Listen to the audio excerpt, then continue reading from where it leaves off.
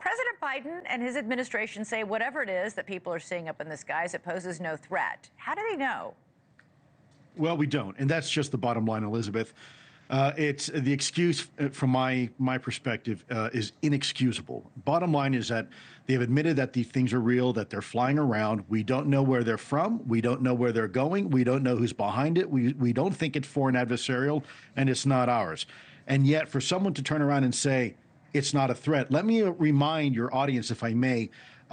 It was almost 2 decades ago that we actually foiled a plot, the FBI and the intelligence community, of some terrorists that were going to fly remote-controlled airplanes. This is the pre-drones. These were the drones of 2 decades ago, loaded with explosives and fly them into the White House. And so that was something that was recognized as a vulnerability, a threat, more than 20 years ago. And here we are today, after 20 years, still dealing with the same problem. The bottom line is that the federal government is not being honest with the American people, chalking all these drones up as legally operated vehicles and aircraft and law enforcement.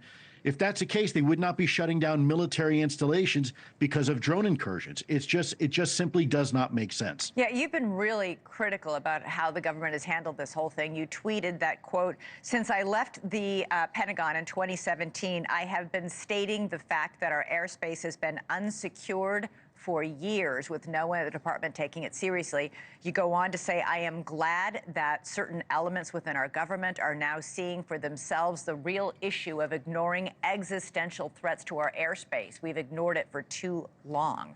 Why have we ignored this? And, we're just seeing today a bill on the floor of the Senate to try and give one single agency oversight of everything was blocked by a single senator. Yeah, Elizabeth, great question. The reality is that governments, not just governments, religions and institutions, they are solution oriented. And when you have a problem for which there is no apparent solution or immediate solution, there's this tendency to pass the buck or minimize the issue until once you have a solution. And I think that's what we're seeing here. I think we're seeing an administration that's desperate for answers. It's on its very last few weeks. And I suspect that are passing the buck to the new administration to put some energy behind this and solve the problem. The bottom line is we don't know what's in our skies.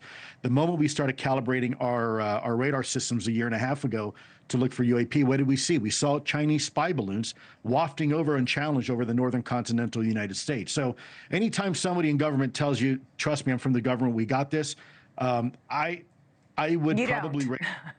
Right. You need to start asking some hard questions. That's fine. I'll believe you. But as Reagan said, trust but verify.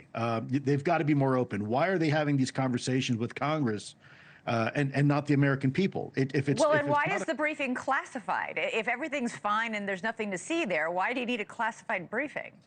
Correct. Unless you're going to be hiding the sources and means and methods of your collection. But most of these databases are completely unclassified databases. If they are tracking all of these drones and helicopters and airplanes with transponders and other technology like radar that's available to anybody who's got the app on their phone, then why is it a classified briefing? The answer is that there is no real good answer. And I still think the administration needs to be more transparent with the American public. So, Lou, what is it you think is happening right now? What is it people are seeing? Well, it could be a whole host of things. The problem is that some people are reporting things that don't sound like drones. They're the size of an SUV, possibly the size of a school bus.